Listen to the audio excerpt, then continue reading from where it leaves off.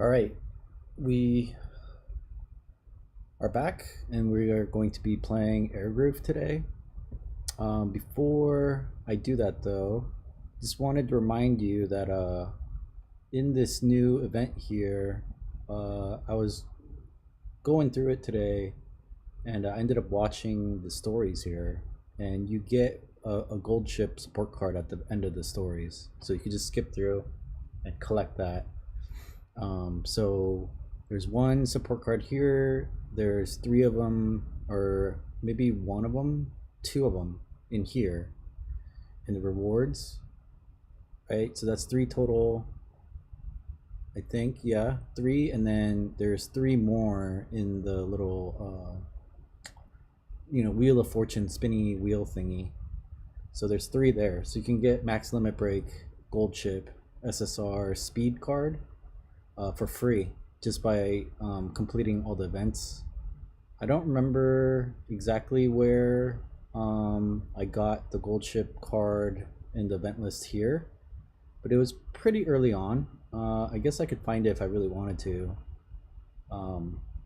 but I got it pretty early on. I think it was like maybe 20, 40,000 points, something like that. And then there is another one here at 400,000 points. Right, so that's two in here, and then each bingo card that you complete, you get one out of there, and then there's one inside the storyline. The storyline was kind of lame. I didn't think it was that interesting to watch. It was about some VR simulator thing or something. I don't know. But yeah, you can get a free support card in there, maxed out. And then I ran some farms today.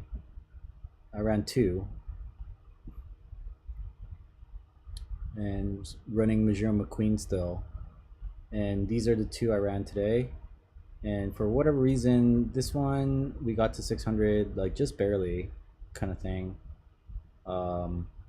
It gave me a 1-star wit. And then for whatever reason, we crashed out here in the middle of the career. I didn't think these stats were all that bad. We were kind of almost 400. Maybe we needed wit to be 400 as well. But this seemed pretty normal. It was actually kind of a good run. You can see here power and guts.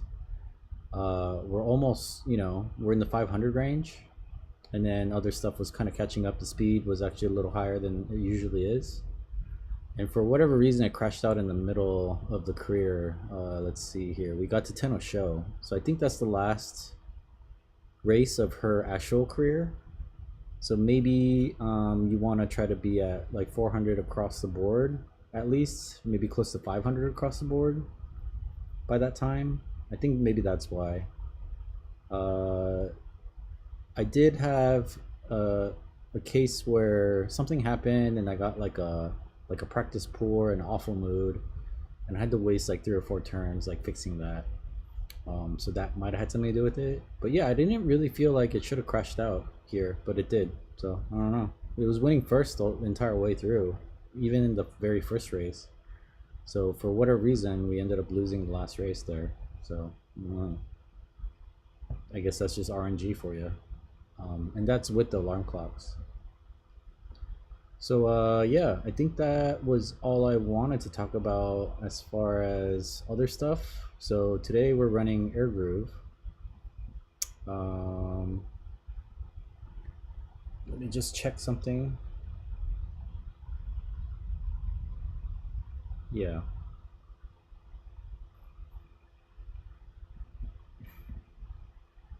All right.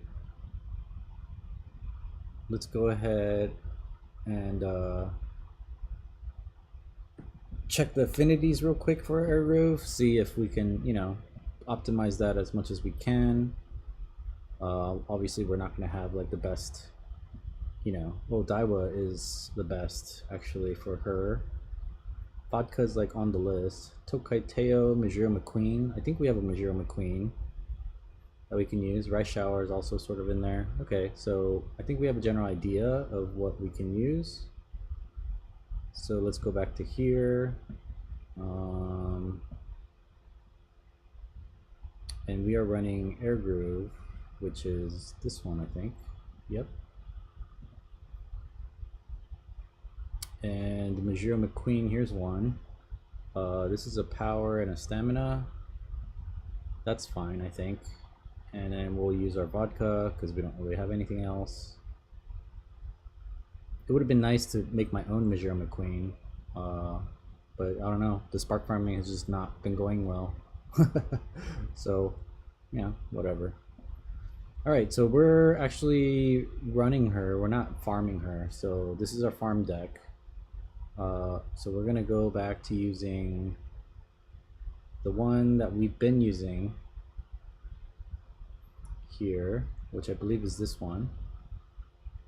And we're going to add Super Creek to this. Oops, I don't want to do that. Yeah. Okay. And then we're just going to start a career and see what we can do with her. I think she's a medium.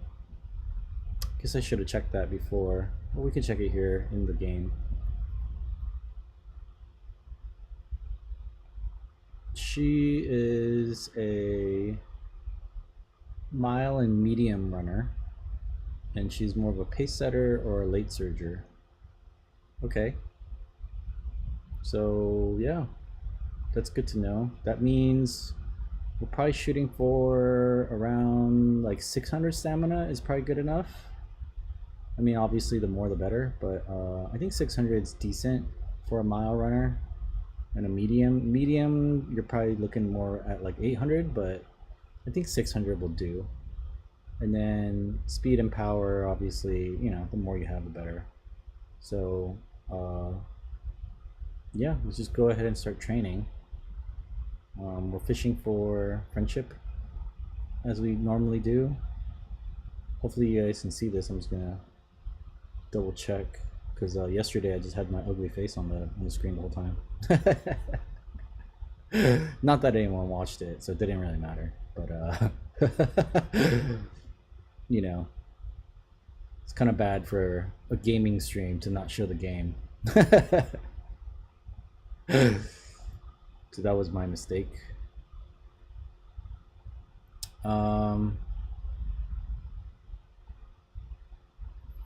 Yeah, I think we're gonna be hunting around for the foursomes if we can, because threesomes are good. We like threesomes, but we want foursomes, you know. So,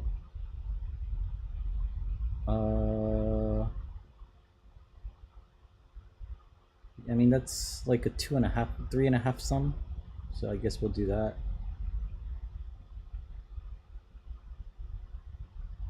Keep our energy high.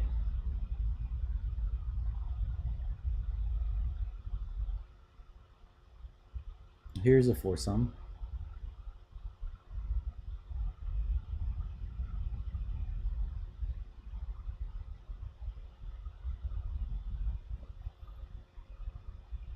Another one.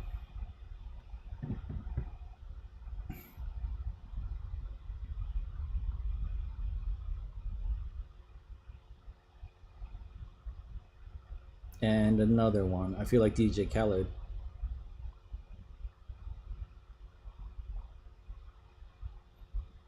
So this is going pretty well so far. We got the foursomes. This one doesn't look very good here at all. Only 3 Umas showed up to work today. So we're gonna go ahead and take the rest because it makes sense to do so as well. We're below half. Usually I'll look to take a rest whenever we dip below half. Unless there's like trainings there that are like really good, like a foursome like this, you know, makes sense to take that.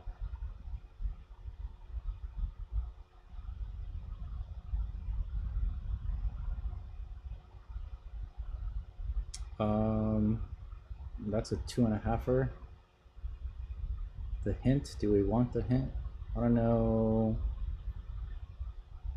if the hint's really gonna help us all that much.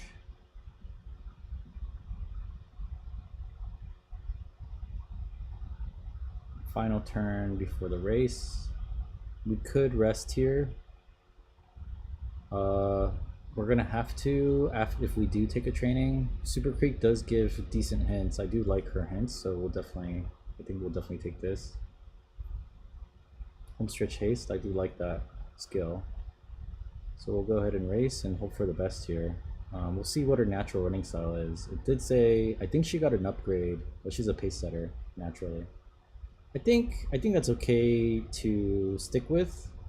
Um, this early in the career, if she was a late surger or end closer, I think I would change her to a front runner. But pace setter is like close enough that, and that's her natural running style. I think as a front runner, she's a C, so she's not terrible. But I think with the parentage that she has a 277 speed. I don't know that this is gonna be all that risky. So I think we're gonna do okay here.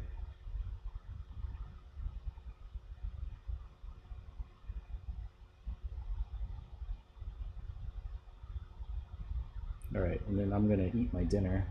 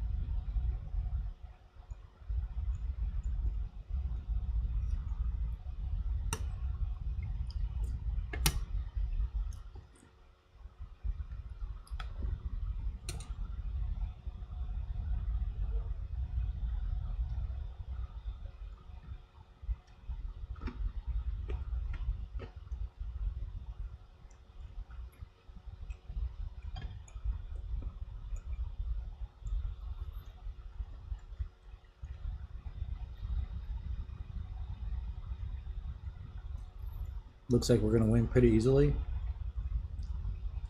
I don't know the background of Air Groove too much.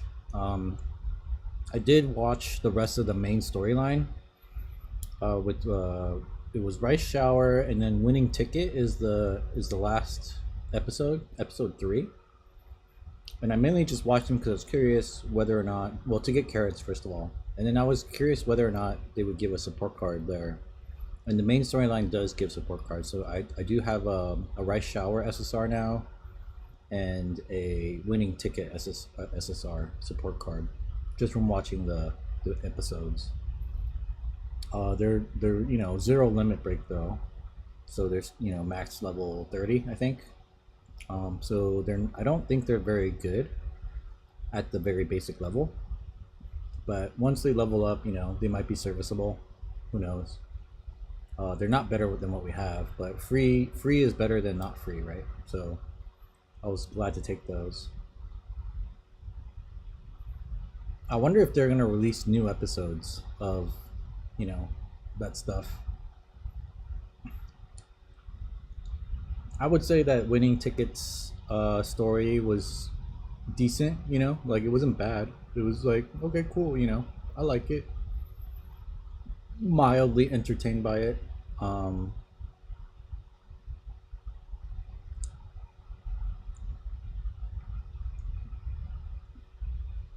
it was basically she like grew up watching like the first race she ever saw with her mom or something. I think was the Japanese Derby or the Tokyo Derby. I don't know. It's some race that she saw, and her life's dream was to run in it. I won't give you too many spoilers, but that's the gist of the story. I mean, it's in anime. What do you expect is going to happen? But yeah, she's like chasing after her dreams, and you're like, as her trainer, you're helping her. That's kind of the idea behind her storyline. I thought it was cute, I guess. I don't know.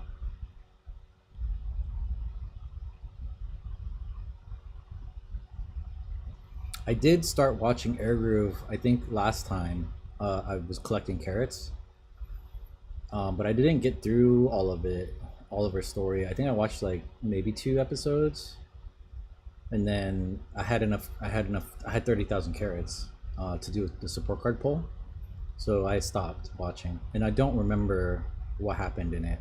Um, so I don't really remember what Air Groove's storyline is. Uh, Not that it matters, because like I said, all the horses are kind of the same.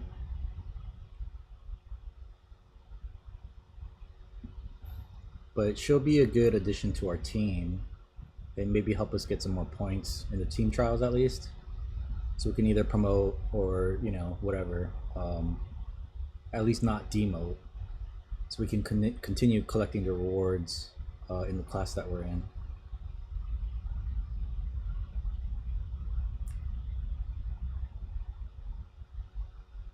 And then we also have Super Creek to run also. That I got from star pieces from the events, the open events, which are closed off right now. There is no event running currently in the daily races kind of stuff. So that's kind of a bummer.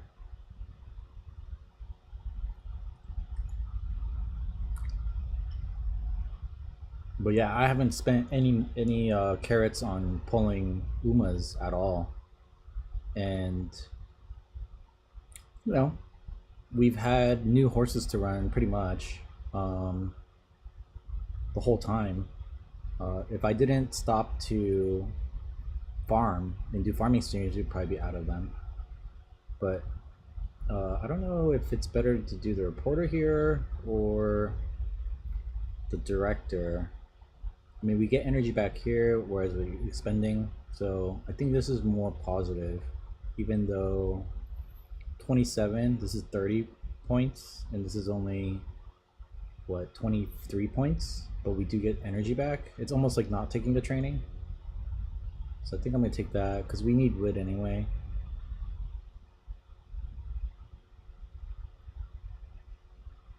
And it's mostly more for their friendship levels than anything.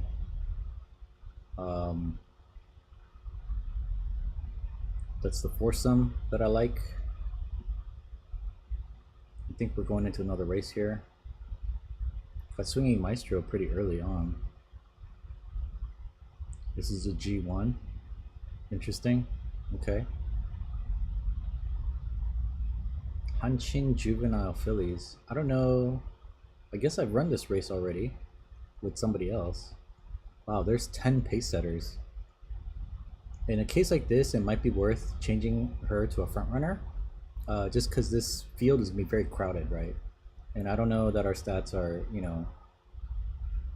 that much better than everybody else, but we are double circles. We're #1 favorite horse, so I guess we could just,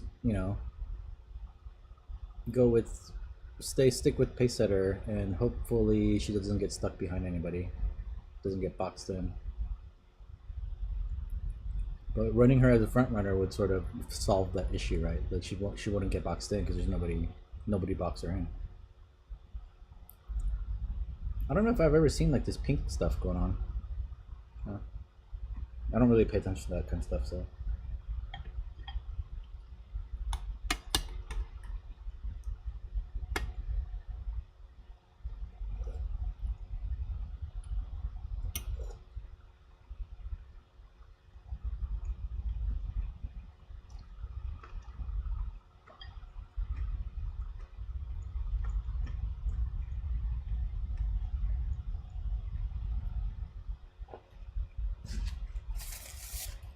I think maybe in the future though, I will watch the storylines of the Umas, so I can at least talk about them while we play it. Because I'm not sure I don't think most people will watch those. And even if you wanted the carrots from them, you'd probably skip through them. I don't know that a whole lot of people are gonna sit through, because there's a lot. So I don't know anyone would really want to sit through all that, the storyline.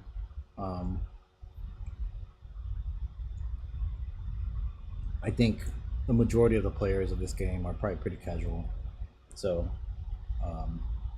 I would only watch them mostly to talk about it on stream. If I wasn't streaming, I probably wouldn't watch the storylines at all because I'm not that interested in that. But it is something to talk about during the stream, or else it's just me clicking buttons and you watching me click buttons, basically. And it's going to be kind of the same button pushing every time, regardless of what horse it is. This game is very repetitive, I would say. It's kind of the same thing. Yeah, you're running a different horse, but the strategy is the same. Your support cards in general are the same, unless you do some scout pulls. We do have a scout ticket. I did get one from farming today, so we could do that after this run. It's a support card pull, just a single one. I got a ticket from the event. There's a foursome there. This is 28 step. Well, this is definitely a lot more, so we'll take the speed. So I don't know if you guys have been watching my streams at all. I think you have a good idea of like how to train your Uma. Wow, this is a great one. This is a 5-sum. So I think I've beat that horse to death. You know, no pun intended, or maybe pun intended. So yeah, I think you guys are pretty set on like how to train your horse, basically. It's between guts and wit here. This is 27, 30 points. This is only 23 points again. I think I'll take the guts. We do need guts. Very minimal amount of guts. I don't know. I haven't played her, so I don't know what these events are. This could be a rest. Is she, what's her little growth pattern here? She grows in power, huh? And 10% speed, 20% power. Okay, so that means I don't really have to train power all that much. I mean, I do, but you know what I mean? Like, not like a crazy amount here. So, ooh, that's a nice training as well. The failure rate's kind of high, but that is a lot of Umas grouped up in one area. And that doesn't happen often, so it might be worth the risk. I guess it wasn't worth the risk.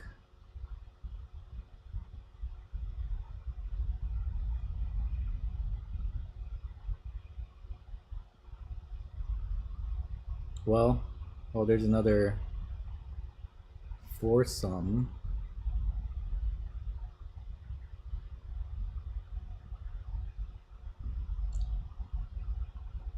I guess we'll take speed.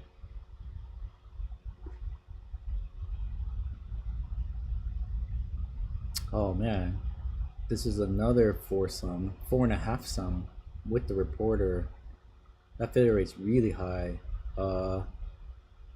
But I am a gambling man, so oh dang it. Oh dang it. Did we get practice poor or something? No, we did not get any bad effects. So that is the upside of that. I think we're gonna take this rest here. So this is a good place to rest. 2 failures is not good. I don't like it.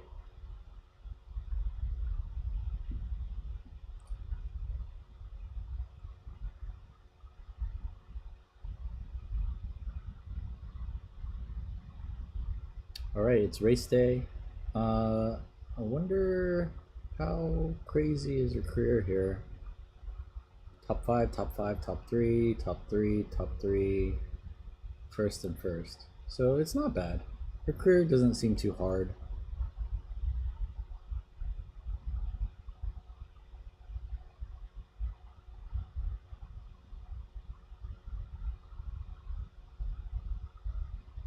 She likes this this side, this side. It's kind of like Sakura Bakushino's Sig Heil.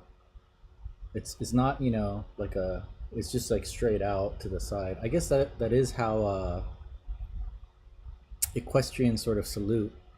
I mean, they're not. It's not off to the side. I think it's a little like down. It's like a downward angle thing when they're on their horse. They'll do like almost like when you're driving, right? Like this is a right turn, right? And then I think this is a left turn. So I think horse riders, that's how they salute. It's not like a left turn, but it's like slightly more angled downwards. I believe. I don't know. I don't know that much about horse riding. I have a friend that owns a horse or horses or I don't know something. Uh,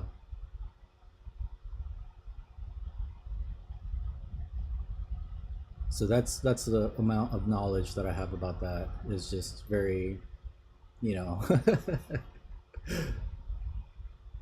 very minimal exposure. I don't like any of these trainings, so but we're over the halfway point in the energy bar. So what I'm gonna do is take a recreation here just to get her mood up.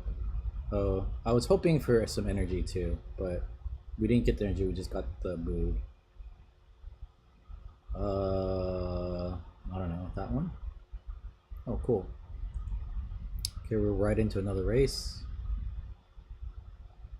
Did I just skip the race before? I think I just viewed results, huh? I got really used to farming, and so I think we just skipped the last race. Yeah, we did. My bad. I wanted to watch them. I need to, you know, my food's getting cold. So, but I got so used to farming, I just view results every time, and so I don't actually watch the races anymore. I mean, there's no really a need to. In the beginning, I did more, but it kind of helps to watch the races, especially if you bought skills, just to see if they're using their skills, you know, stuff like that. But I've gotten into the habit of not buying skills at all till the very end, because usually they don't need them anymore. Because our stats are high enough to where they don't need, you know, they don't really need to use their skills to win. So watching the race is kind of, there isn't really like there's no useful information to be gained. It's more just, you know, like a fish tank aquarium, just like looking at it. It gives me a chance to eat, I guess.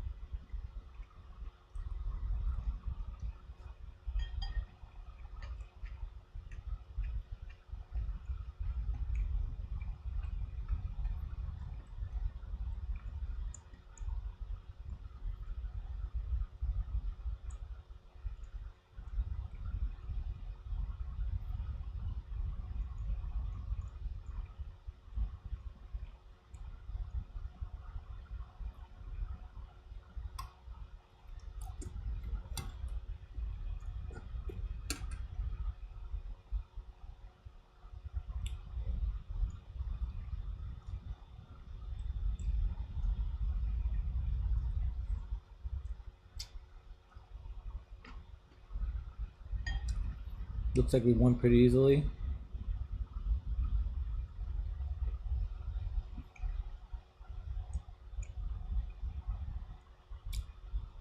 And then she has that celebration, I guess.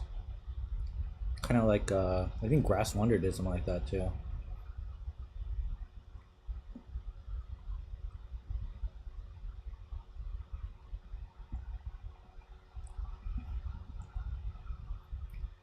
All right, moving on.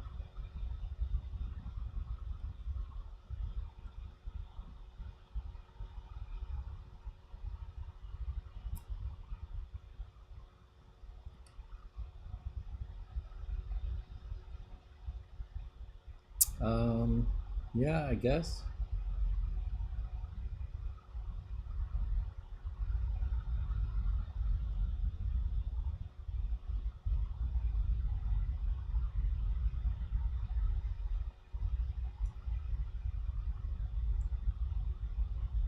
Hmm.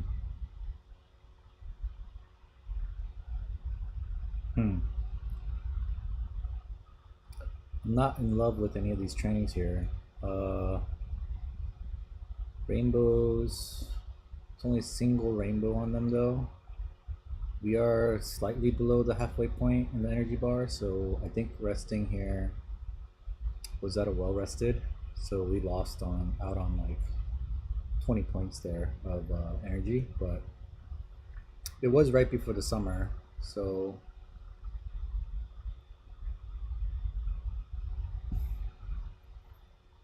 we do want to maximize. Yes, double rainbow. I like that.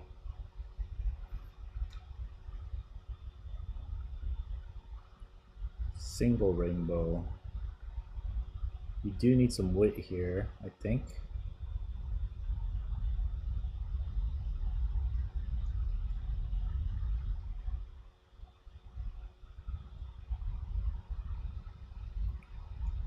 This sounds like guts. This sounds like power.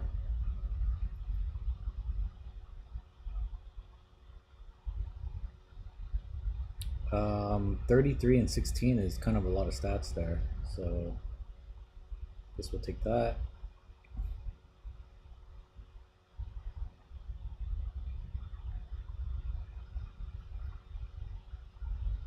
Double rainbow. Double rainbow. Hmm. Failure rate is pretty high, 53%, 54%. Yeesh. Uh, this is 41 points, this is 45 points. I mean, we failed twice already, right? On kind of risky bets. We can't fail three times, can we? The percentages. God damn.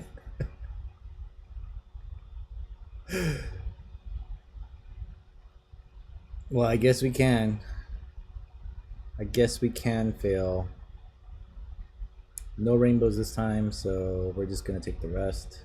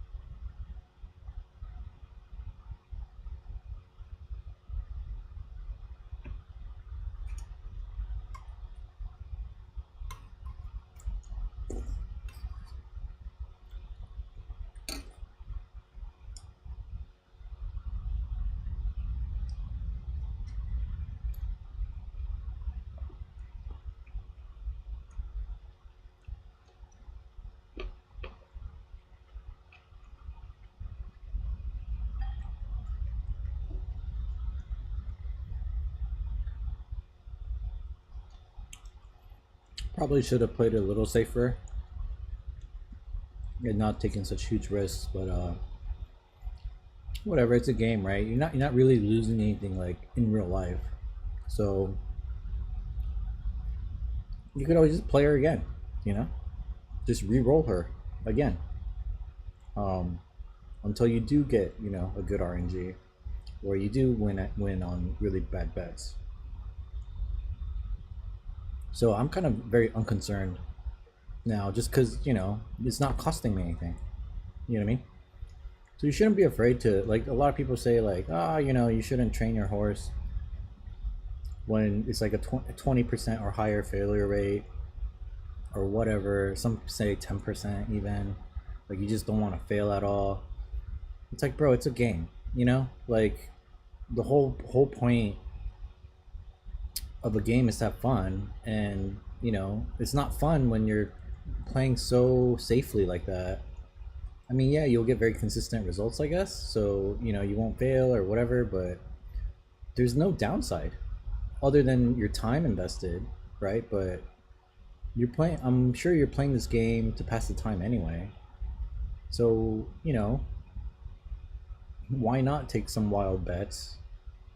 Especially when it's like real money and you're betting real money, right? Yeah, you shouldn't be, you know, reckless like that with real money.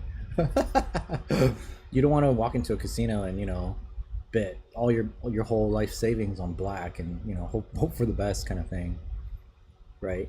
Obviously, that's, you know, any idiot knows that. Um,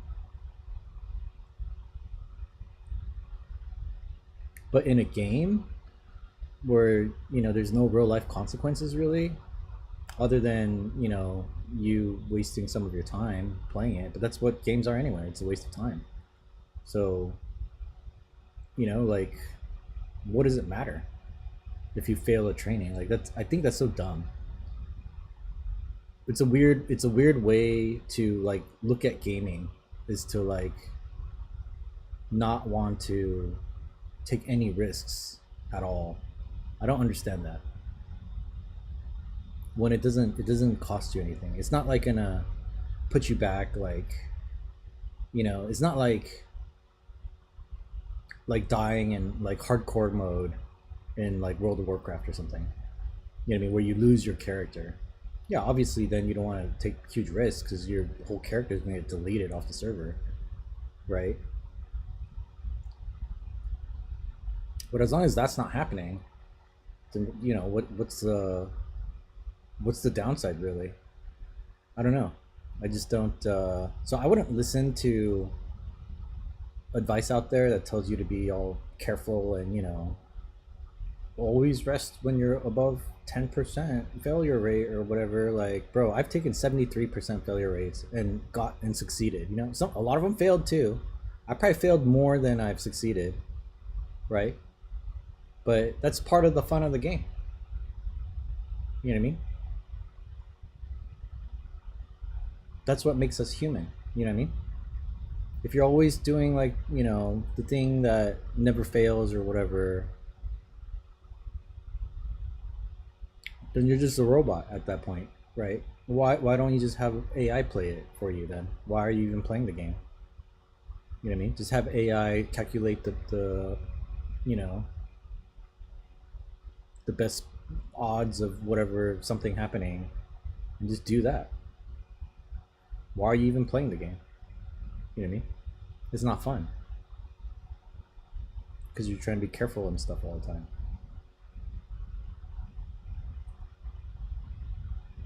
So I think like a risk assessment is smart to do, kind of weighing the pros and cons. You know, is it worth it? Basically, you know, if it's like a single rainbow, obviously you don't want to take that bet because that's dumb. It's just like, it's not, you're not getting enough stats to justify a failure. You know what I mean? But if you're getting like 60 points of stats, it's like, how many rolls do you have to do to get that, to get those 60 points? Maybe three. You have to do three trainings to get 60 points, maybe two. So what's the, you know,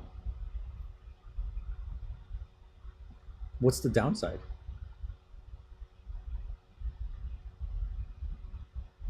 That you lose a turn, that you could fail the career possibly. So what? Just fire up another one, play another career. I mean, am I wrong? I don't know. I think games, you know, in real life, you don't really want to mess up. I mean, you can mess up in life too. Um, See, this is a thing where I might want to take this. This is a perfect example, right? But is this worth it for 19 and 8, 27 points of stats? I mean, it looks nice, but not really. You know, I don't think I would take this. Right? I'm actually gonna rest here.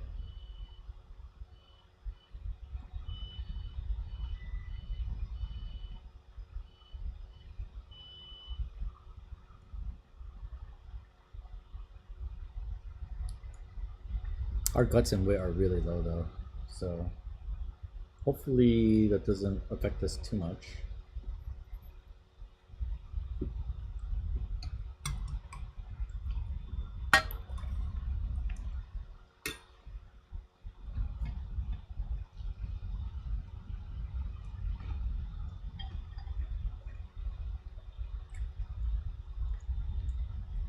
But yeah, as I was saying, in life you don't really want to take, you know, risks all that much. But even in life, you do want to take risks sometimes. If you, are so afraid to take risks, then you would never open up your own business. You would never become an entrepreneur, right? You would just work in corporate in a 9 to 5, safe job. You know, not everyone's cut out to be an entrepreneur, but if everyone was scared of risk, then nobody would be an entrepreneur. You know what I mean? So it's just about that calculated risk, though. Like if you're just doing willy nilly, crazy shit without thinking about like, let's say you wanted to open a small business. Well, what business is it? Like, how much do you know about it? You know what I mean? Like, have you done like a analysis of how well you could do in the market? What is the market? You know what I mean? Like, you need all those things anyway to when you go to the bank for a loan, a small business loan, right? They're going to want to see that you've done your research, that your business plan, your business proposal makes sense for them to invest into, right? Because they're giving you money to run it. So that means you've thought about it, quite a bit. If you just, decide out of the blue, oh, I'm going to open a store, I'm going to sell whatever, like, bro, that's stupid, because you didn't do any research. So same thing, right? If you look at the trainings and you have a, whatever, 60% failure rate, is it just an automatic no because it's 60% failure? Well, hold up, let's take a look. What is that 60% failure? What does it mean? Like what are the rewards if you do get the 40% on the success side, right?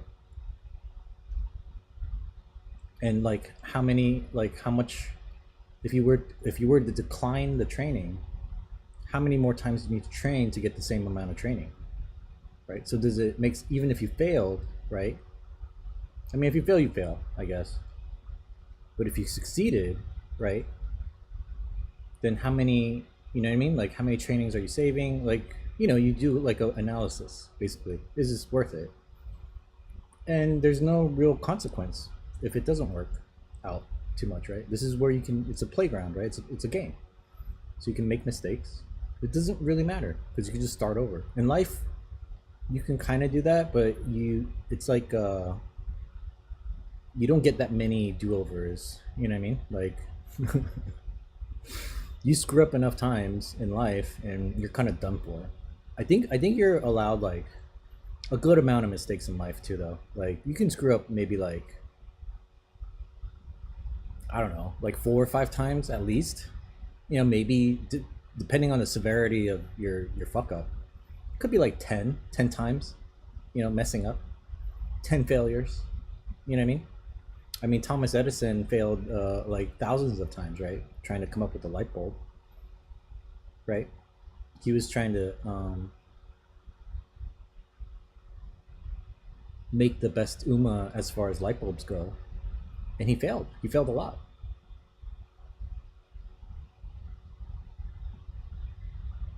But eventually he was able to find the right combination of support cards, right, to make his light bulb work.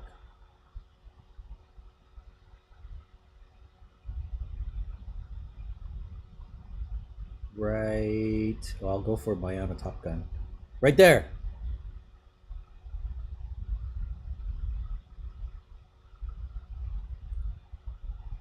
So yeah, don't listen to those people, man. Just play the game. You know, take some risks. It's fine. If it fails, it fails. Who cares? Just play again. Not that big of a deal. Ooh, you know, don't take the trainings that are too risky. Like it's stupid. Shut up. Shut up. Right there. Oh.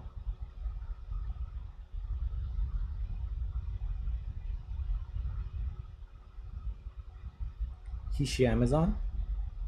Right there. Oh, too far, too far. I'm not good at this game.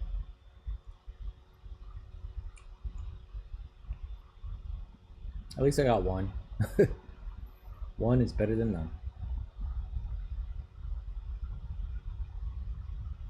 I guess you can get like 10. I saw someone online. They were saying like you could get like up to 10. And I was like, what? $10? That's crazy.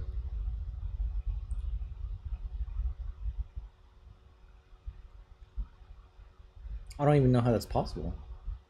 I've seen like three dolls like in one pull because they like hold hands or whatever. So you only get three chances. So even if you got three of those, you only get nine. So I'm not understanding how they're getting 10 dolls in the claw machine game. How is that even possible? Are some of them just like strung together? Like a bunch of them are strung together? I don't know. I guess I'm not good enough to even have seen that happen or know that's even a possibility.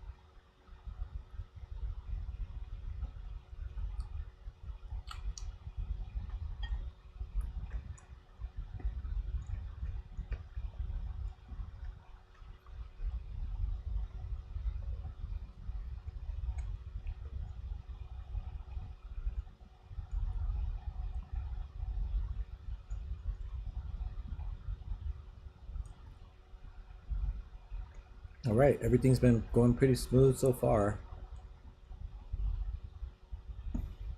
We're dipping down to G3 right before end of her career here, so wow.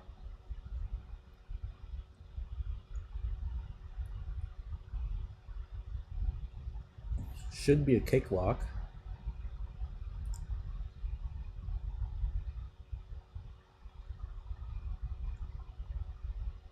I think I'm gonna train some guts and wit here in the summer to kind of fill in those holes a little bit. Unless we get something crazy here. I don't think so. So,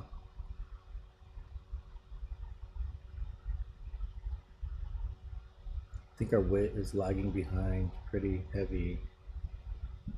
So even though we don't get the most stats there, I took the wit.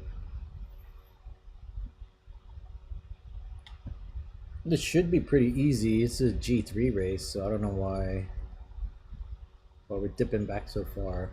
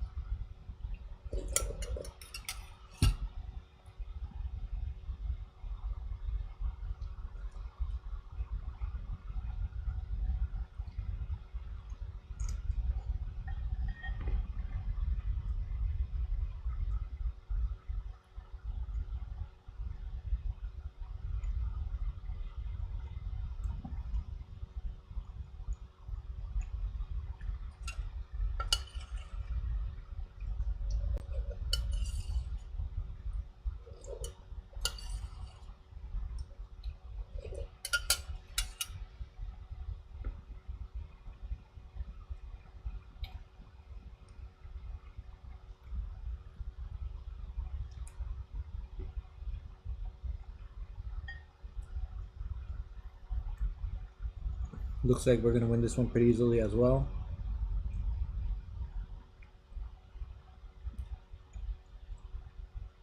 I think the next race might be a little bit of a challenge, since we're stepping back up G1 for that.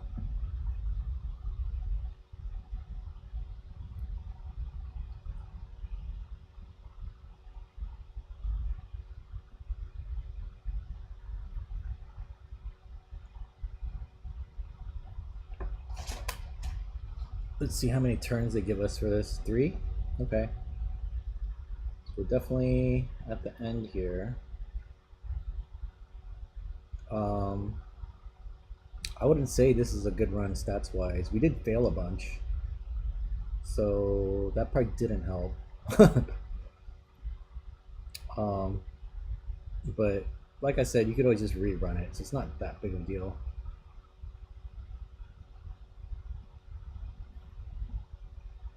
I'm more used to stuff in the thousands here. 1,000 speed, possibly. This is a double rainbow. I think that's worth taking.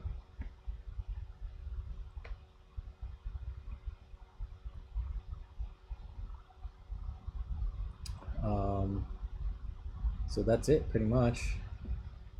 That's the end of the line here.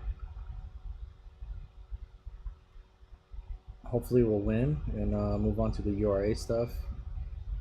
Our guts and wit are incredibly low. Don't think it matters that much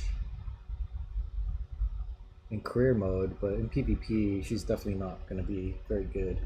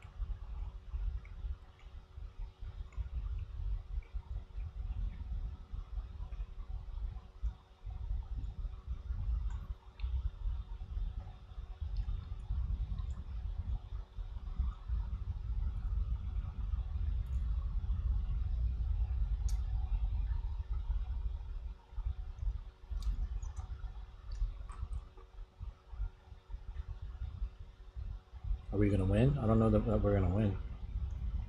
Maybe here, last little stretch. Yes.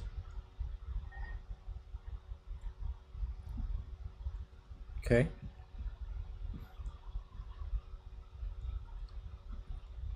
We're going into the URI finales.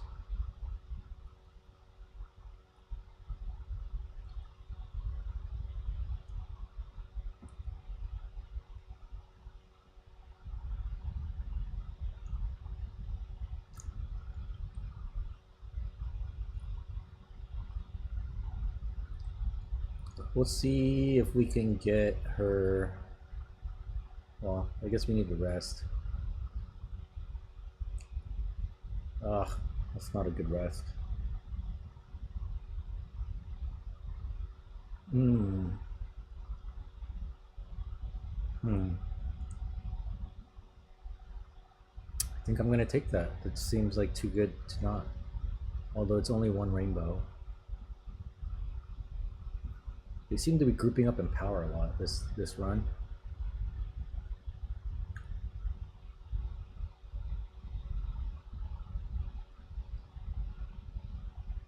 Single rainbows, yeah, resting time. Okay. We're looking good now. I think maybe if we can get some guts here. Yeah, that's not 11, really? That's it? 11 is pretty terrible. But yeah, take some guts. Maybe guts again here at the end.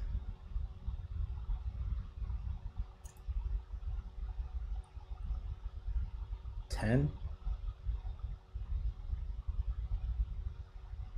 I guess maybe this one makes more sense. Get some wit. And then we have 2 trainings left, so probably wit, a mixture of wit or guts. Probably guts if we can, because we are sort of lagging behind in those 2 stats. I wish we got, if we hadn't failed those 3 trainings, our stats would probably be in the 800s here.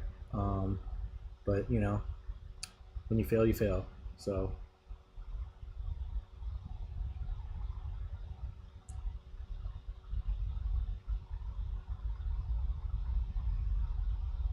it's okay. Just run it again if we need to.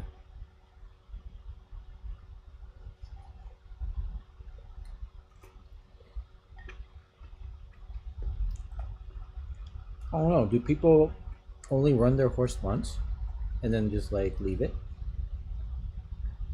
I'm sure people run their horse multiple times.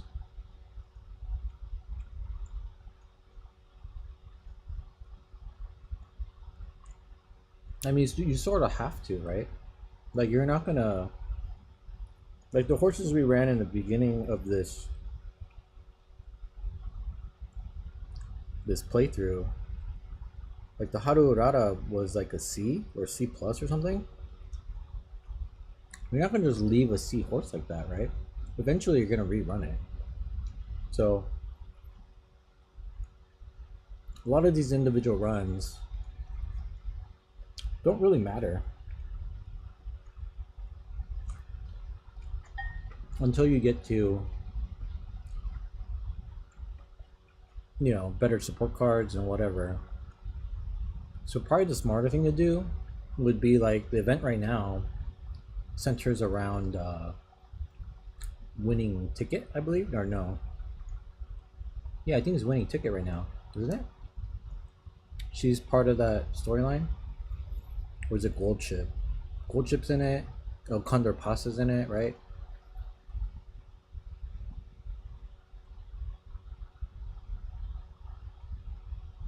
So you probably want to run the horse that gives you the most bonuses for rewards, basically. Um, I guess if you get a new one and you want to play your new horse that you got, I guess you could do that. But I think for me, you're grinding your way towards better support cards, basically, right? So you can create better horses. So you're grinding carrots, basically, is what it is. So I would do the thing that gives me the most amount of carrots. regardless of whether I played that horse, before 10 times, 20 times, it doesn't matter. Like, if it gets me carrots, I'm doing that. You know what I mean? I think I'm only playing these new characters for the stream, but given how no one even watches my stream, I think I should just do whatever I want, honestly. And I think that's what people expect anyway, right? Usually, streamers kind of do what they want. And if your audience watches, if they mess with you, then they mess with you. If they don't, they don't, kind of thing. So maybe I shouldn't try to pander to the audience. Although, like, having new content is good. Uh, but it's not really gonna. It's not like it's helping me gain audience or anything, though. I should probably like make more shorts and like like edit actual videos and stuff. I don't because I don't have the time to do that. I only have time to stream. Really, streaming's easy because there's no editing involved. You just sit in front of a camera and yap, basically, right? I think my yaps are pretty good, but I'm not really like marketing myself, I guess, and putting myself out there. Um, so people might watch me if they knew about me, but maybe not. But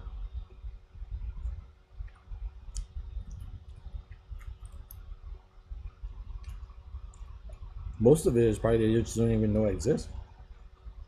Because I don't think live streams are promoted in the same way as like videos are searchable. I don't know that live streams are like searchable like that. Maybe they are. But I don't definitely in the description of stuff I don't put like more detail of like what's going on and stuff in it.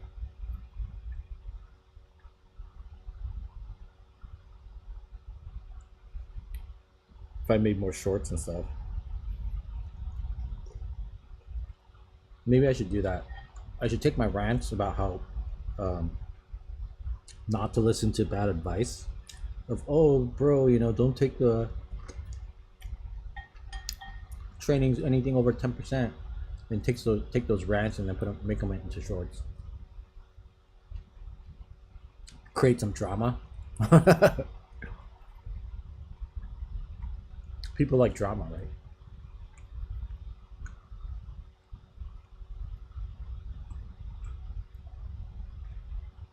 This career was relatively easy.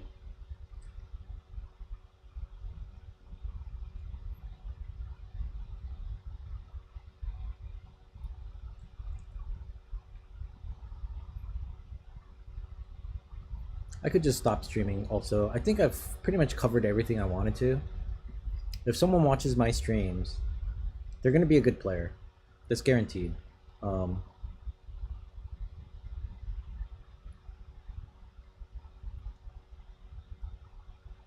Honestly, I don't know how you could go wrong following my advice in this game, at least. Uh, I guess we'll just go with Wit, and I think we're gonna call that a day. And then, however she turns out is however she turns out.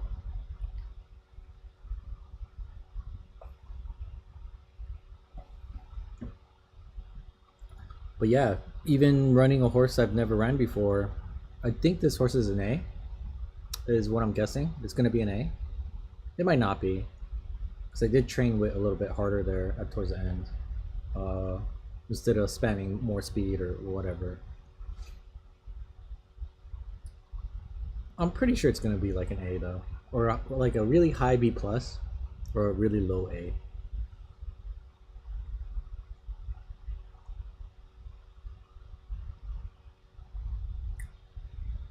So if every horse you're creating is an A, and I'm teaching you how to do that, then you're going to be a good player in the game, and you understand. I've gone over like looking at the support cards and seeing what bonuses they have to kind of pick the best ones. You know what I mean? So hopefully, if people watch that, they would learn from that. Uh, I've showed how to farm as well, farming I've shown how to do that for sparks. I've talked about affinities. Um, I won the damn Gemini Cup. I'm the best trainer in global. So, you know, anyone who's watched these videos, I think they're going to be a damn good trainer. Um, it's a shame that not more people watch it, but not everyone can be good at the game, right? Only the select few. Uh, so I'm not mad. I honestly didn't start streaming to like. I didn't really think that people I would get popular or anything. It was more just because like it was more like a science experiment for me. I just wanted to try because when I first started, like I said, I've played the game before. Not a whole lot. I played for like a week or two, like 2 weeks maybe. And then I was like, you know what? I'm doing this wrong. I did it wrong. You know what I mean? I blew all my carrots on dumb shit. I need to start over. And if I were to start over, this is what I should have done, kind of thing. I've said this before. So we won pretty easily there, the finale.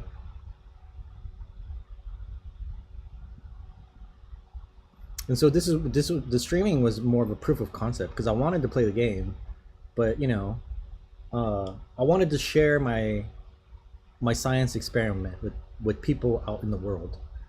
I mean, it's a shame that no one saw my science experiment. Maybe like a handful of people at this point have seen it.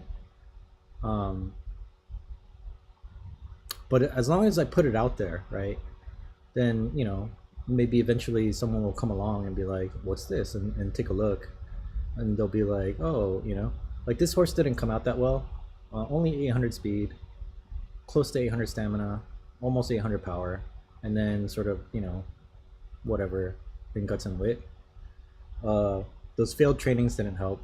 We took what was the highest percentage failure we took? I think it was like a 64% fail or something. It was somewhere. It was kind of high. We failed 3 times on. So if we hadn't failed, then we would probably be 100 points higher, at least in one category. Let's see.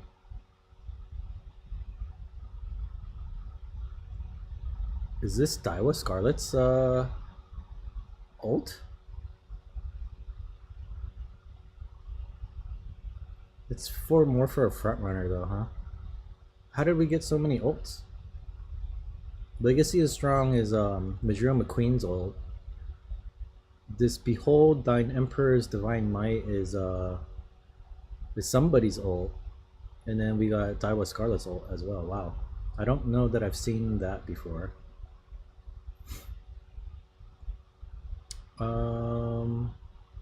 Center stage, it's a gold skill, why not? Go with the flow, sure. Homestretch chase, I like that one.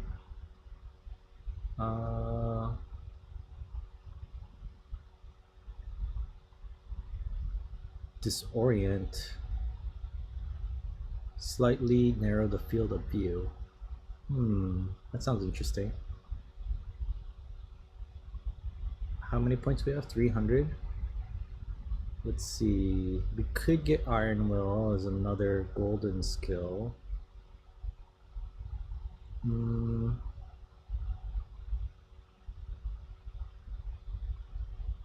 Stay number 1. Does that mean if she gets ahead of the pack at the end of the race, she'll use it in the last stretch?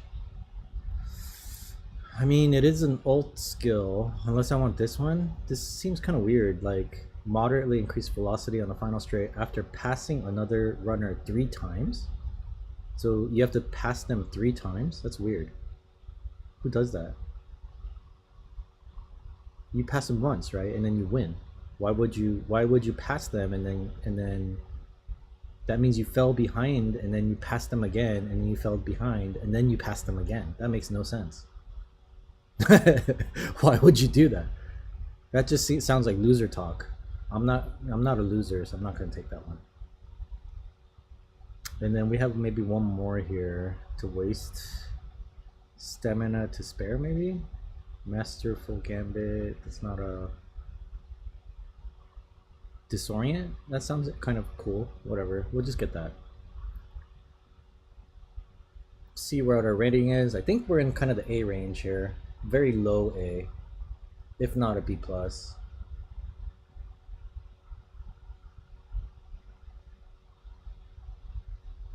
B plus. Okay. Oh wow, a low B plus. So yeah, not a very good career at all. Only a 1-star speed. But yeah, we failed a bunch of times in the training because I was taking risks that sometimes work out and sometimes they don't. If you missed my speech on why you should be taking risks, then you should go back and listen to that because I think it's valid. You should be taking risks. Why not? People, like I said, people who say, "Ooh, don't take trainings or anything above a 10% failure rate," pussies. This is a game, bro. Who cares? So you fail. What's gonna happen? You don't lose any money. Your leg's not gonna get chopped off. You know what I mean? You're not going to jail. Just friggin' take the risk. Who cares if it if you fail the training? Oh no, I didn't get the stats. Boo hoo. Just run it again. You have 3 free runs a day. You can run the same character multiple times. If you fail the training, just run it again. If you don't get an A and you only get a B plus, guess what? I could just play her again and get an A next time. It doesn't matter if I failed the training. It's such a dumb oh, if it's over 20%, don't take the training. Oh my god, please, I'm so scared to fail. Fucking just, oh god, I don't even know. I don't have the words to even like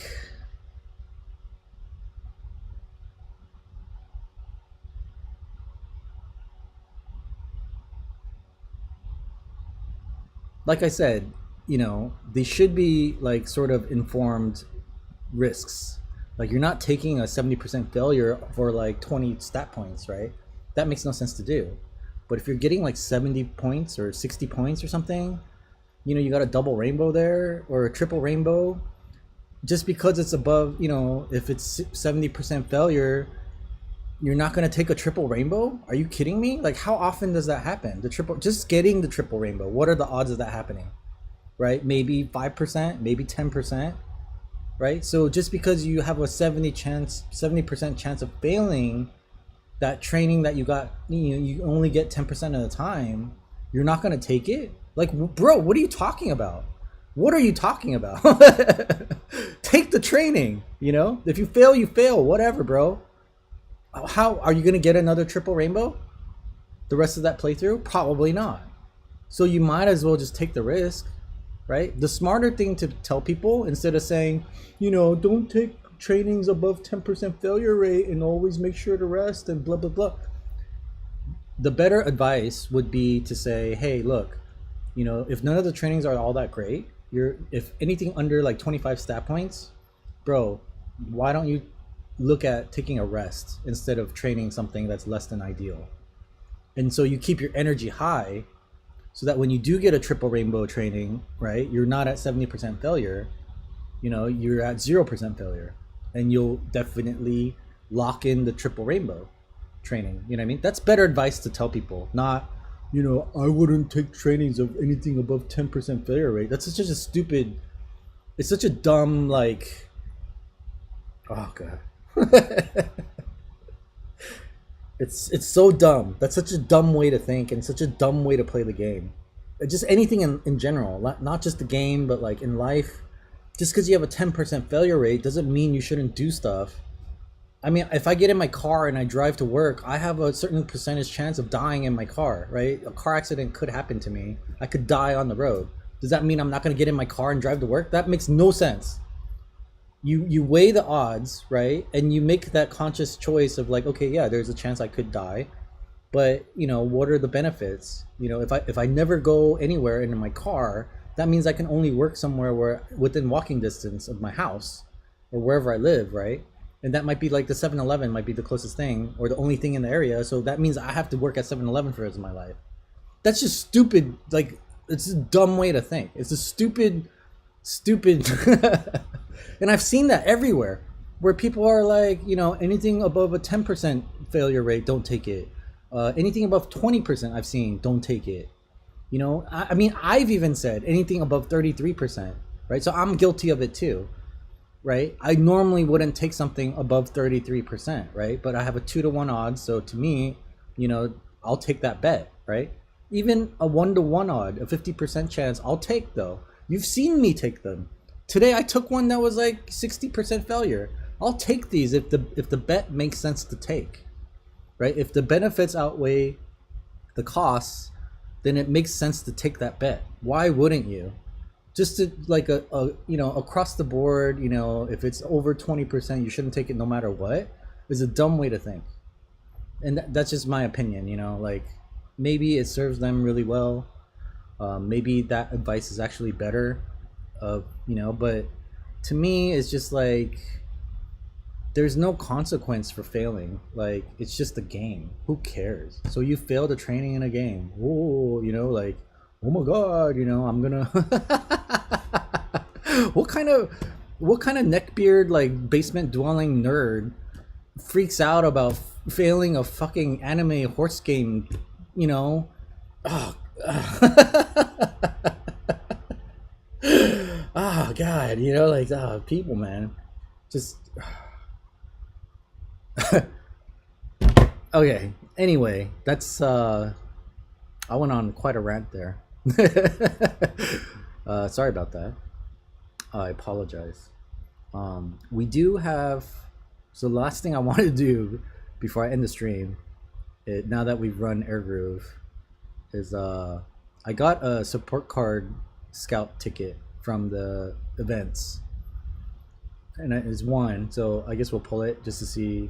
I'm not expecting anything. It's probably just gonna be a regular R, whatever it is. It's Grass Wonder. But I thought I would do that. Oh, and then I guess the other thing we can do is stick Air Groove on the team in the team trials and see how she does there. I'm not. I don't think she'll be all that great because she was just a B plus horse, but it's an extra horse on our roster now, and that's always a good thing, right? Let me just uncap this Grass Wonder here. I did find out today that where is Grass Wonder? She's the one with the horseshoe here. Okay, so we'll uncap her. That's the last uncap, so she's fully maxed out now. I did find out today that I didn't know this, but when you, let's see, what was the screen that had this in there? Is it, no, not the screen. There was a screen here. Is it in level up? Yeah, this thing, support bonus. So I never really realized what this was, but basically if you have like cards that are higher than level 20, it'll add bonuses to your support cards. I don't know what kind of bonuses. The support bonus affects your team trial score. Oh, I see. You gain a bonus for each of your support cards that reaches level 20. Higher levels increase the value of this bonus. Your support bonus is the total of the bonuses contributed by the support cards you currently hold. The support bonus caps at 50%. So basically you're making your team stronger by leveling up your support cards. So you know how I said in the beginning, towards my early streams, I was saying that there must be a reason why these cards exist, right? Because why would you need all these R cards? You know what I mean? You don't really need them. You don't really use them. I mean, when you first start the game, maybe you'll use them a little bit, like I did. No sane person's gonna do that though. They're probably gonna do the scout pull, you know, get some SR cards and then use those. So these are basically useless. But if you level these up all the way, then you get this bonus here. I guess it only applies to team trials. So that's kind of a bummer. I thought it might apply during regular gameplay too, but I guess not after reading that little the thing there. But you know, having it help you in the team trials is a good thing. You get rewards in team trials. You get like 500, 15, 30, 500. Where is that? 1500? What is that number? Are my eyes just like, I'm Asian. I need to open my eyes. Is that a 3 or a 1? Am I just old? I can't see. It looks like 3. right? That's 3, right? I don't know. Anyway, that's a lot of carrots. So if you can push your team higher in the rankings, then why not? So you can get 3,000 carrots. You're that much closer to getting more support cards or more umos or whatever you want to do with your carrots. I would personally pull support cards, right? We've established that's what we would do, or that's what you should be doing, because you get free umas just left and right, pretty much. The events give you free umas.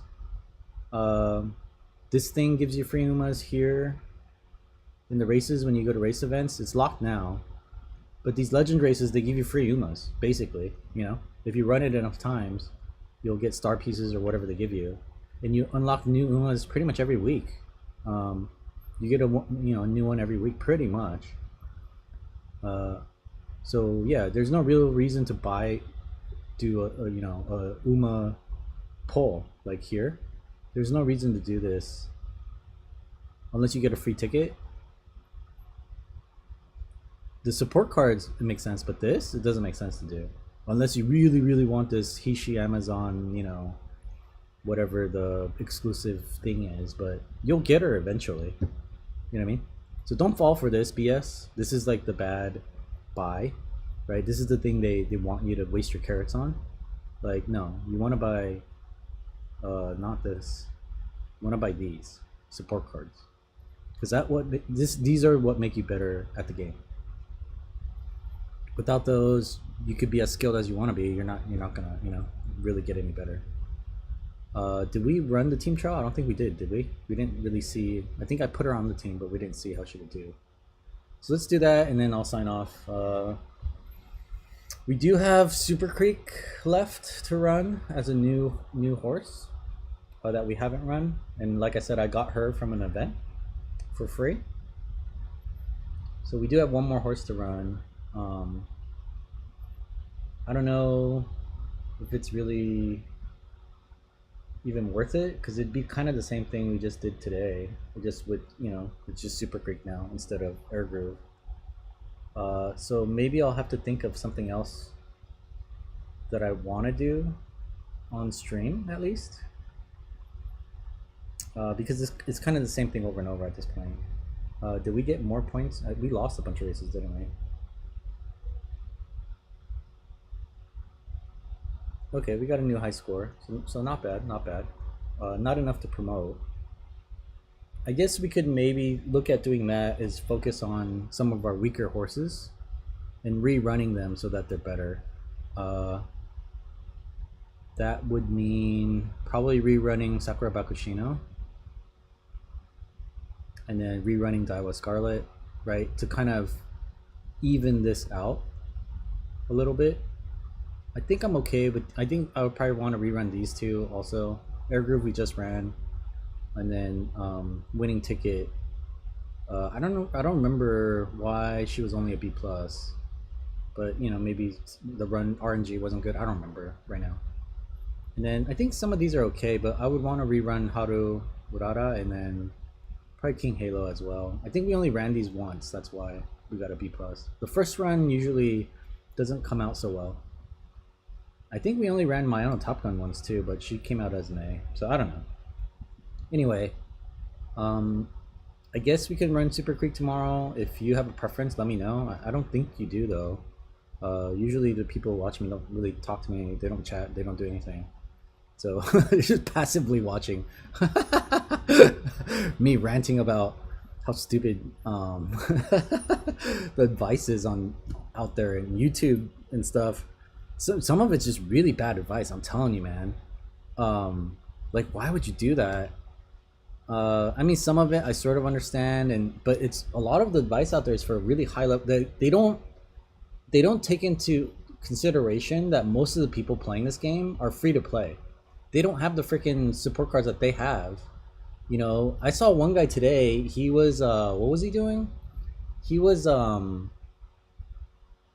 he ran Sakura Bakushino's career without training anything. So no training at all. So he played a career, right? I don't remember his name. It just popped up on my feed, so I clicked on it and I watched it.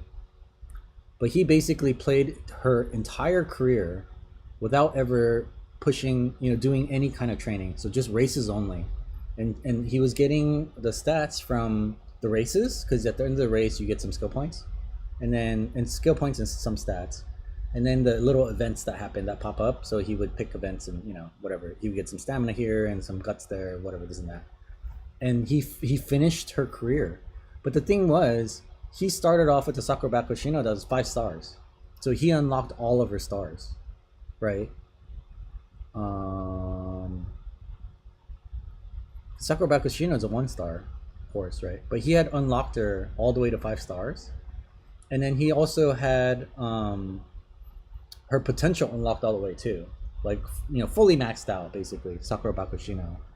And then his parents were like these crazy, like 9-star whatever the hell, with like 10 white sparks to pass down. I don't know, he was just like maxed out, basically.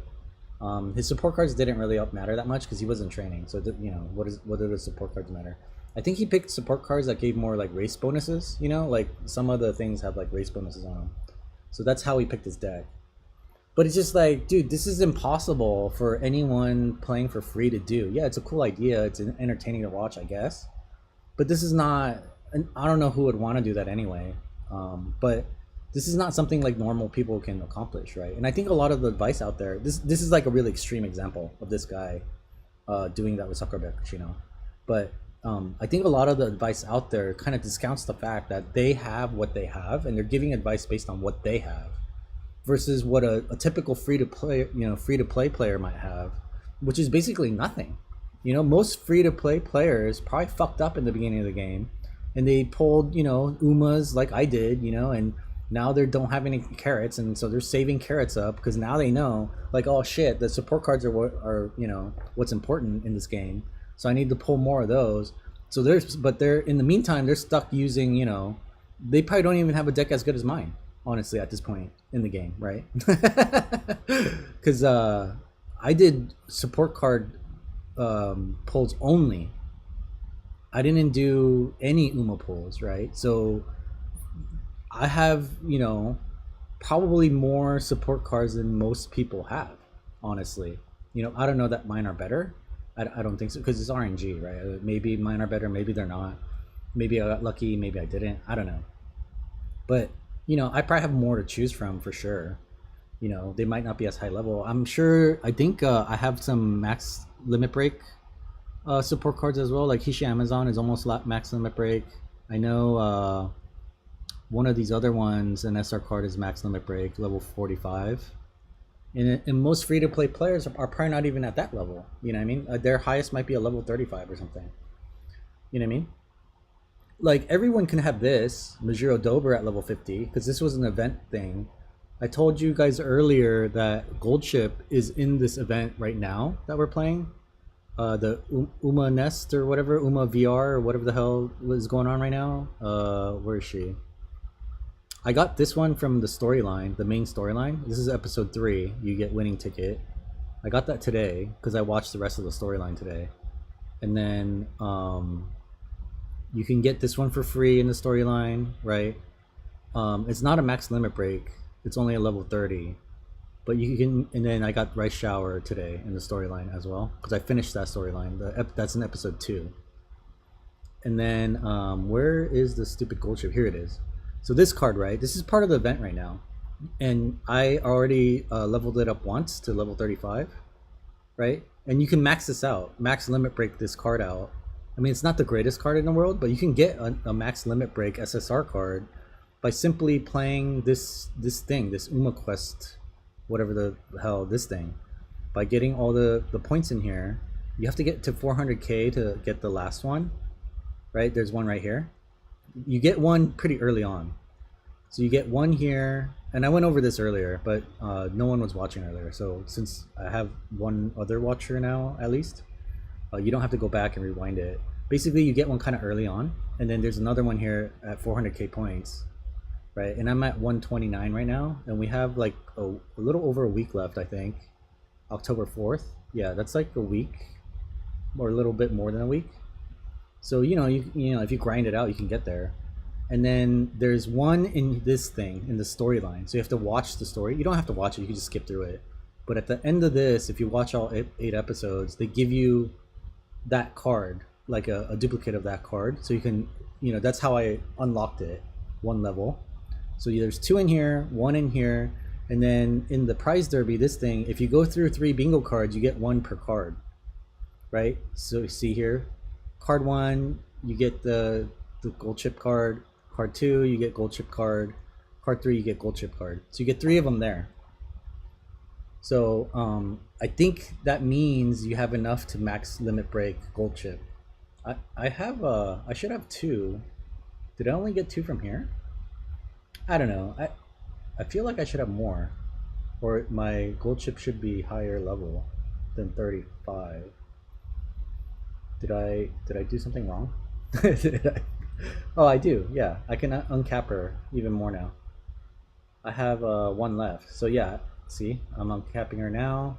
So now she's level 40, and I just need 2 more, which is 1 bingo card, right, that I have left to play, and then getting 400,000 event points or whatever. Then she'll be max level, level 50, and at level 50, let's take a look at her stats because I don't know what they are. I only looked at it at 35.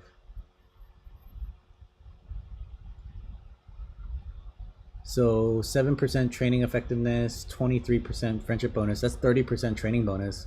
I mean, this card's pretty good. At max level, at level 50, is training effectiveness is probably going to be 10%. And friendship bonus is probably going to be either 25 or 30. So you're looking at like 40% training effectiveness on this card, right? On gold chip. This is a decent card, especially if you don't have any. If you're free to play, like this is going to be one of your best cards in your deck. You know what I mean? Like this is really, really decent card. Like it's good. Like I would probably use this over the Kawakami Princess or whatever the hell I'm using right now. You know what I mean? So, even if you're free to play, you can get a lot of like decent cards, and if you play some of these things and focus on that, rather than focusing on like pulling umas and having waifus and stuff, like I don't know, all that stuff is kind of ridiculous. So back to, well, basically the reason why I started talking about this is because of the bad advice out there, is that people should be telling you, hey, this is how you get free SSR cards, because most people, like I said, are free to play. They don't have, they're telling you about what's like the popular shit right now. It's like, should you be doing the polls, right, for Hishi Amazon and like the spotlights, right? What is the spotlight right now? Is it this one? This one's the spotlight, right? Is it worth it to pull for Hishi Amazon? I think last go around it was like, is it worth it to pull for Seiun Sky? And then what is the focus for the support cards? Do they have any? Yeah, it's either this, whoever this is, and whoever that is, right? Is it worth it to pull for these cards? It's like, bro, when you're free to play, we don't even have enough carrots to do any of this shit. You're just wasting your carrots on dumb shit. Like, who cares? Like what they should be saying is, yo, there's a free SSR card in here and it's pretty good. Go get it. Focus on doing that, not thinking about what not thinking about whether you want to pull for some nonsense. And people are saying like, I'm gonna save my carrots for they have a whole calendar, right, laid out. I don't know what the website is, but there's a calendar laid out of all the different events of like, oh, friggin' whoever is coming up the next in October, it's gonna be, I don't know, whoever, and that's my waifu, so I'm saving up for my waifu. And this is all fucking nonsense. Like, if you want to be good at the game, bro, right? Like, like wake up, like get good support cards and get the free ones for sure. Why wouldn't you take advantage of getting a free? But I don't see anyone talking about this, about getting the free support card in here, getting the free support cards in the story mode, right? Because when you watch this main story, I finished all of it today, you get free support cards in here. I mean, they're only the basic level, so they're not the best cards, but you know what I mean? They're free. But no one talks about that. I don't see anybody talking about that. It's all like, what to do to prepare for Cancer Cup and all this stuff. And it's like, is Cancer Cup really that hard to prepare for? You just enter you get 3 free tickets in the beginning. You run it once with whatever you have, and then if you lose, then you're like, okay, maybe I'll run, you know, because you don't even, I guess you could, you know, go online and like look up what kind of race it is, if it's on turf or if it's a dirt race, or you know, if it's a medium or a long, whatever, you know, I guess you could figure all that out and prepare for it. Like, what are you preparing for, bro? Like, I don't understand. It takes like half an hour to make another horse, or an hour at the most. It takes an hour to make a new horse. So what is there to prepare for? I don't understand. Just run it with whatever you have, and if you lose, then you go, okay, I'll make a, I don't know, a vodka. I'll make a new vodka because that's what she's good. She's good at this cup or whatever. It fits her stat lines or whatever the hell. And so let me just run a vodka for an hour, make a new one, right? Use the little calculator that I showed you guys. Where the hell even is it? Is this thing, right? And everyone, and like, why is everyone joining the friggin' the advanced side of the? Those are the whales are in there, right? People pay money to play this game, where they spend hundreds of dollars, if not thousands of dollars, are on the advanced side. So why would you play in that league? Play in open league, right? Where you're capped at a B or you know, B plus, whatever it is. It was B last time, right? You're capped there. So if you're free to play, you have an inherent advantage in the open league because you can't make horses that are better than an A maybe anyway. And you're going against S's and stuff, A pluses. You know, you're not going to win. Obviously, you're not going to win. So then you waste all your time playing that stupid advanced cup, Gemini Cup, advanced league, and you don't win jack shit. So you wasted all your time. I got 900 carats in open league. You know what I mean? Like, like, play for carats. That's what you need, are carats to carry you into this game. Why are you wasting your time, you know, preparing for Cancer Cup? Like, who gives a shit? That's not what matters. You don't even have a chance to win Cancer Cup anyway. And if you want to win, then you know, you like I said, go when the event starts, run Cancer Cup, right, with whatever you have, and then look at, okay, this one didn't do so well. What would do well? Look at the competition, right? Like we did last time when we were running in Gemini Cup. I was looking at the other horses and saying like, okay, this stat line like this might work, and then I deleted my stupid Grass Wonder that I made specifically for that because I was an idiot, right? But that's what I was doing. I was like looking at what was winning, right, in the races, why I was losing the races. I was like, what are the horses that are winning then? And let me make one like that, right? And then you have this calculator here that tells you exactly how many skills you can take, how many not to take, right? You can just type in your stats, you know, whatever you want them to be or whatever you got, and then it'll spit out a rank for you, and then you can cap your horse at that rank. And since you're at the top of the, you know, right on the borderline between a B and a B plus or whatever, of course your horse is going to win. It's the best horse. You know what I mean? And then you're going to win 900 carats. And then that you're that much closer to becoming a better player because, you know, this game isn't about skill. It's about money, basically. It's a money game, right? It's a casino game. Whoever has more money is going to win this game. Like, yeah, a little bit of skill goes into it because of the decision-making process and everything, like training optimally versus suboptimally, blah, blah, blah, whatever, right? But at the end of the day, if you have good cards, you're going to win. You know what I mean? You're not going to beat a pay-to-win player as a free-to-play player. That's just not possible because they spent money on the game. If they were losing to free-to-play players, you know how mad these people would be? They spent thousands of dollars on a game and they're losing to someone who spent $0 on the game, right? They would be up in arms, complaining to the developers, to Cygames, sending them emails, angry emails saying, I paid $6,000, I spent $6,000 on this fucking game and I'm fucking losing to a fucking free-to-play player. You know what I mean? And they're gonna go buck wild. So the developers are gonna make sure, they're gonna guarantee that the fucking paid players are gonna win the game and free-to-play players are gonna suck and they're gonna lose. That's just how it is. That's just how it's designed. That's just, you know, that's what it is. That's what the game is. And these people who paid money get to feel all good about themselves, even if they're fucking trash at the game, right? They don't know how to train the damn horse. Like they're failing left and right, whatever. It doesn't matter.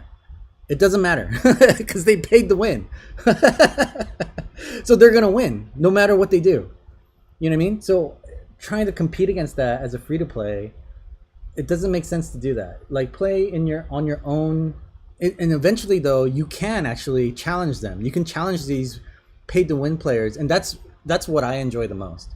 Is when I'm free to play, but I'm so good at the damn game, or not good at it, but I understand the game so well that I can beat a pay to win player. Oh, that's so sweet. Oh, it feels so good when that happens. And you're just like, oh, like that feeling of just like, yeah, I fucked you. I fucked you.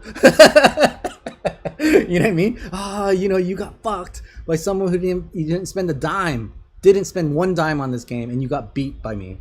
You know what I mean? That's like the sweetest feeling in the world. Because they get so mad. They get so mad. They're like, oh my god, And that's why I play these kinds of games, to like, because these people really like, they think that they're better than everybody else just because they spent some money. And that's how, and I get it. That's how the game is designed. That's how it's made. It's made to that these free to play games, their whole business plan is based on these whales that spend a ton of money. Like, you only need a handful of whales to make the game survive, because 99%, I would say, like, yeah, like probably 98 to 99% of the player base does not pay any money. That 1%, that 1 to 2% of the player base that actually pays money keeps the game alive. So I actually like the whales. I like them. I want them to play the game. I want them to spend money on the game, or else I wouldn't have a game to play. You know what I mean? We rely on them, even if if they suck, even better, because they're going to spend even more money to pay to win, basically, like literally paying to win. You know what I mean? But if you can take one of them down, oh, ah, I mean, will it happen? Probably not, because they keep updating the game and adding new things to the game, and the pay to win players are going to have those first, right? Like when Say on Sky came out, all these pay to win people are just going to buy her, versus me, I need to pull her. I don't have enough carrots, like I don't have max limit break support cards right now, right? It's going to take me a while to get there, maybe years, right? But eventually when I get to their level, and the thing is, they always make, like, Clash of Clans is a great example, right? Like Clash of Clans, I think you could have maxed out your town hall level and all that stuff naturally, right? But I didn't start playing the game when it first came out. I got into it maybe a year after it came out or whatever. And I'm free to play in that too. I haven't spent any money on that game. But I'm not the highest town hall level or whatever, right? I'm a little bit, maybe a couple levels below. But like, so it takes me time. So when people spend money on that game, they go to max level right away, and the game keeps releasing new shit, basically, so that you can never catch up as a free to play player, right? It's not possible, because the rate at which they release stuff, it's designed to keep the people paying money to stay ahead of everybody else. That's how they feel superior. That's how they feel better about themselves, right? Because they pay to win. But so this game is probably very similar. Like, it's gonna be very hard to keep up with, by the time a free to play player starts making A+ horses, because right now I think pay to win, they make A+ horses pretty regularly, kind of like how B+ are for free to play. For pay to win, it's A+, is like their sort of ceiling, basically. Like, they can't really get better than A+, or they're kind of on that level. So by the time free to play players get there to A+, those pay to wins are going to have something available to them where they're making S's or S pluses by that time. You know what I mean? So you're constantly like trying to catch up. But I think at a certain point though, you can catch up enough where you're kind of taking out some of the bottom feeder of the pay to wins, right? Maybe not the biggest whales, but some of the smaller fishies. Like you can kind of prey on those, the little, So that's where my enjoyment comes from. That's why I like the grindy nature of this game, because I know that eventually I'll eat a pay to win player, and that just, I don't know, something about that, just, I don't know, I enjoy it a lot. It makes me not feel good, but it's just I don't know, something about it just it's just sweet. It's hard to explain. But yeah. Anyway, why was I ranting about? Oh, that stupid advice online. Yeah, don't listen to it. I think you should play the game the way you want to. I mean, some of the advice is useful. Like, there's always like something to learn from everything, right? Even if it's bad advice. It's I'm not saying like don't listen to it at all, but I think a lot of the advice out there is bad, either bad or it doesn't apply to you because they don't have the same decks that you have. They spent money on the game, whereas you didn't. I've seen a few accounts out there, like YouTube accounts that don't, they're free to play as well, and they give advice, but it's kind of generic. It's kind of like, okay, yeah, like if you played long enough, you're just like, yeah, that seems like a normal thing. Like, of course you do that. You know what I mean? But I don't really see anyone out there, teaching people how to farm. Like here, use like I've been doing, 3 guts cards, 2 wit cards, and 1 stamina card, and get 600 across the board. I haven't seen any videos like that. You know what I mean? Like, why not? Like, why aren't you teaching people to farm? Why aren't you? Maybe they are, and I just haven't seen them. I don't know. You know what I mean? But it's just not as prevalent, I guess. It's not as common. I most of the time I see like dumb shit, like how to get an S plus, and it's like a stupid build that like wouldn't even work in PvP anyway. Like, what is the point of doing that just to get an S plus? Like, okay, so good job. You want a cookie like for getting S plus? Like, if you're not winning PvP, then what does it matter? You know what I mean? Just to get the rating, okay. I don't know. Because at the end of the day, that S plus might be an S plus, and I guess you would get carrots for that. But at the end of the day, this game is about collecting carrots more than anything, right? Because you need carrots to unlock shit, and like it's the currency of the game. That's what you need is carrots. So the whole point of the game is to get more carrots. Basically, that's how you have to look at this game, right? What you're doing is like a slot machine, but instead of putting in money, you're putting in your time. So instead of a quarter, right, you put a quarter into a slot machine and you yank the thing, and it spins the wheels. What you're doing, instead of your quarter, you're putting in your time and your attention, right? Because time is worth money, and every time you play the slot machine, you're hoping to get carrots. Is really the end result. And there's some guaranteed carrots, right? Like your daily missions and stuff, you get carrots in your these things, right?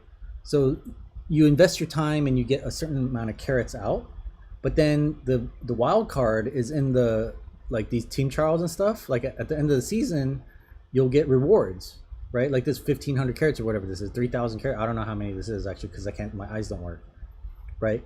So this is kind of like what you're trying to go for, and this is all in PvP. Just like in the champions meeting CM, right? You get carrots, right? So what does that mean? It's PvP, right? So you should be building horses for PvP, right? Not for rating. Who cares about rating? I've been beaten by a B horse. My A horse has lost to a B horse before, right? Just because that horse was, for whatever reason, was better in PvP than mine was, even though mine had a higher rating, right? So then I need to, what I need to do is, instead of going like, my horse is rated higher, like, who gives a shit? I need to go look at that horse, see what they did, right? How they made their horse so that a B could beat an A, right? And do something about that. Either copy it or like, think my right way around it or whatever. Because PvP is where the big carrots are. That's where the big jackpots are. So you should be playing for those jackpots, and then, scrounging up as many carrots as you can in these little daily things and stuff. Because that's the true. We're pretty close now. We were at 17, I think, yesterday. Now we're at 19, so we just need 11,000 more carrots to do a huge support card pull, right? And if I pull 200 support cards, right, we're gonna get that much better. Hopefully, I think we would get that much better, right? Especially with this gold chip card that we just got from this event, which I think is gonna be pretty good. Replacing some of our existing cards, right? We're gonna become like, more powerful. Our horses are gonna be that much better, and we're gonna do that much better in PvP. We're gonna get more carrots. You see what I'm saying? It's like a snowball effect.